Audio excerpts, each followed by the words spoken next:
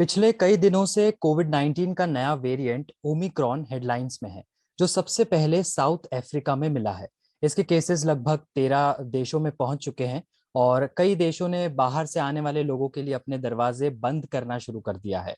WHO भी कह चुका है कि वर्ल्ड मस्ट बी प्रिपेयर्ड, क्योंकि ओमिक्रॉन के बहुत हाई रिस्क हैं। हमारे साथ जुड़े हैं नेशनल हेल्थ सर्विस स्कॉटलैंड के डॉक्टर अविरल वत्स। डॉक्टर साहब साइंटिस्ट हैं, ऑथर हैं और इस वक्त कोरोना वॉरियर के रूप में काम कर रहे हैं। बहुत बहुत स्वागत है डॉक्टर साहब आपका। Thank you very much. Thank you, thanks for जी, हैविंग मी।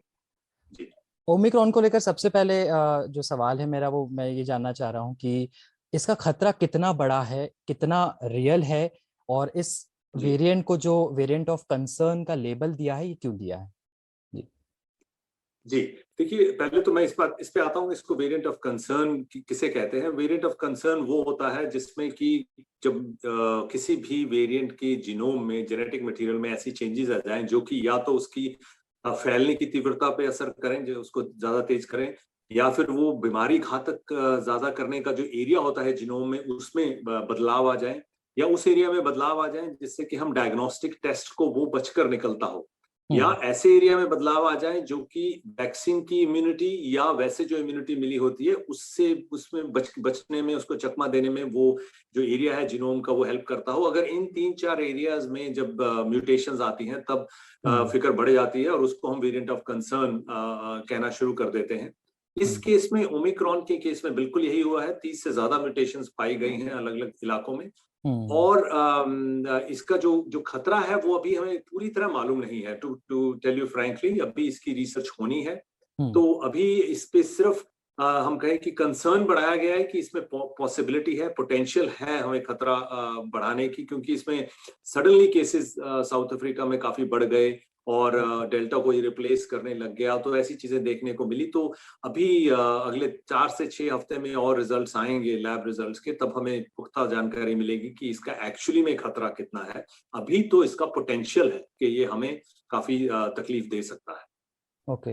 अभी साउथ अफ्रीका के जो कई डॉक्टर्स है, वैज्ञानिक है, वो कह रहे थे कि इसमें जो उनको केसेस में माइल्ड सिम्टम्स देखने को मिल रहे हैं, यानी बहुत बड़ा खतरा नहीं है। तो क्या ये हम कह सकते हैं कि फिर ये चिंता की बात काफी कम है, क्योंकि माइल्ड सिम्टम्स है? देखिए, जी मैंने बिल्कुल सुना उनका उनका पहले तो ये है कि जो वो डॉक्टर्स थे उन्होंने यंग और फिट पेशेंट्स देखे थे जिनको ओके। ये इन्फेक्शन हुआ था। तो हम्म। एक स्मॉल सब ग्रुप था जिसके बेस पे ये कहना कि कोई खतरा नहीं है, काफी काफी मुश्किल वाली बात है। जैसा मैंने कहा कि अभी और डेटा आएगा और उससे हमें मालूम चलेगा कि खतरा कितना है। That is first step. Secondly, ये जो हम्म। कोरोना का प्रॉब्लम ये है कि ये सिर्फ इतना ही नहीं कि वो घातक बीमारी करता है। जब हमें मान लीजिए लाखों में बीमारी हो जाती है, तब खतरा हॉस्पिटलाइजेशन का, डेथ का अपने आप बढ़ जाता है, क्योंकि नंबर्स इतने ज्यादा हो जाते हैं। तो हम्म। वो अगर वो भी केस खतरा बढ़ता है, क्योंकि ये काफी तेजी से फैलने की इसमें क्षमता है। अगर वैसा है तब डेफिनेटली खतरा बढ़ सकता है। लेकिन अभी हमें किसी भी साइड हम नहीं कह सकते कि इससे खतरा बहुत कम है या इससे खतरा बहुत ज्यादा है, क्योंकि अभी हमने केसेस पूरे जो है वो देखे नहीं है। लेकिन एक लास्टली बता दूं कि पिछले दो दो हफ्ते के अंदर हॉस्पिटलाइजेशन जो थी और जो आईसीयू में जो रिक्वायरमेंट थी पेशेंट की साउथ अफ्रीका में, वो 3 गुना बढ़ गई है। तो वो एक थोड़ी बिल्कुल। सी खतरे की घंटी जरूर है। सो अभी दोनों साइड के डाटा आ रहे हैं। So we will have to wait for again, कुछ हफ्तों के लिए वेट करनी पड़ेगी। जी। तो ये जो वेरिएंट है, अभी हम बात कर रहे थे कि 30 से 32 म्यूटेशंस इसमें बताए जा रहे हैं, मतलब उसके स्पाइक प्रोटीन में जो है, तो साइंटिस्ट के लिए ये चिंता की ज्यादा बात है। तो डॉक्टर साहब, म्यूटेशंस में ऐसा क्या है जो चिंता की वजह बन जाता है? ये थोड़ा समझना चाहते हैं आसान भाषा में। जी जी जी, जैसा जैसा मैंने पहले कहा कि ये 4-5 जो जो स्पाइक प्रोटीन है, अगर इसको मैं जितना सिंप्लीफाइड वे में रख सकूं, तो उसके हम्म। अलग अलग एरियाज हैं जो कि अलग अलग फंक्शन में हेल्प करते हैं वायरस की।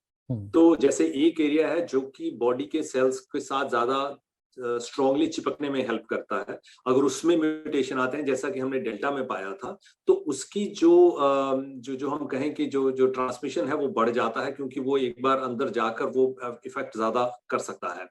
और उसी तरह से एक एरिया है जो कि हमारी जो एंटीबॉडीज बनती हैं, चाहे वो इन्फेक्शन के बाद बनती हों या वैक्सीन के बाद जो हमारे शरीर में एंटीबॉडीज बनती हैं, वो हम्म। एंटीबॉडीज स्पाइक प्रोटीन के खास एरिया को जाकर पकड़ती हैं। अगर अच्छा। उस एरिया में म्यूटेशन आ जाती है तो वो एंटीबॉडी शायद उसको उस उस स्पेसिफिसिटी से, उस एक्यूरेसी से नहीं पकड़ पाएंगे। तो उसका मतलब है कि वो वैक्सीन की की जो इम्यूनिटी है उसको चकमा दे सकता है कुछ हद तक। तो वो एक एरिया ऑफ कंसर्न जो है हमारे लिए बन सकता है। इसीलिए ओमिक्रॉन में ये भी देखा गया है कि अगर ऐसे एरिया में म्यूटेशंस पाई गई हैं जो कि हमारे आरटी-पीसीआर में शायद डिटेक्शन में थोड़ी प्रॉब्लम करें। अभी ऐसी कोई प्रॉब्लम दिखी नहीं है, लेकिन ऐसा हो सकता है।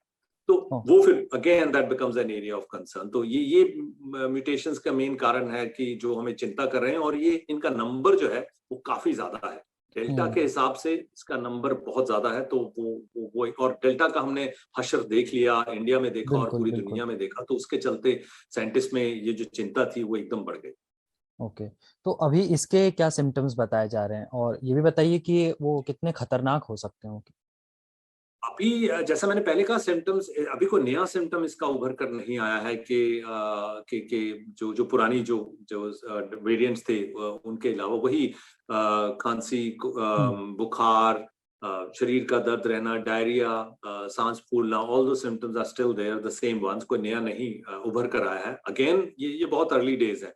इसमें अच्छी बात ये है कि ये बातें हम डेल्टा के बारे में 3 महीने बाद, 4 महीने बाद कर रहे थे, और इसमें हमने इसके फैलने से पहले ये बात कर रहे हैं, जो कि साउथ अफ्रीकन साइंटिस्ट की एक्चुअली बहुत ही बढ़िया और अच्छी अचीवमेंट है कि उन्होंने इसको ढूंढ कर हमारे सामने आगे रख दिया और हमें एक बहुत इंपॉर्टेंट सिग्निफिकेंट विंडो पीरियड दे दिया इसको डील करने का। लेकिन अभी आई थिंक अगेन अगले 4 हफ्ते मैक्सिमम तक हमारे पास और भी ज्यादा डेटा आ जाएगा।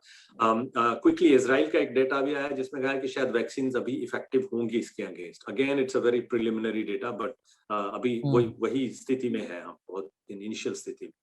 हाँ, तो वैक्सीन ही एक आशा हमेशा दिखती है। तो मॉडर्ना और फाइजर जो है वो ये कह चुके हैं कि वो अपनी वैक्सीन को अपडेट कर सकते हैं लगभग 100 दिनों में। तो लेकिन अब भारत जो है, यहाँ पर कोविशील्ड है और कोवैक्सीन है, तो क्या कोविशील्ड और कोवैक्सीन भी अपडेट कर सकते हैं? ऐसी स्थिति में है वो?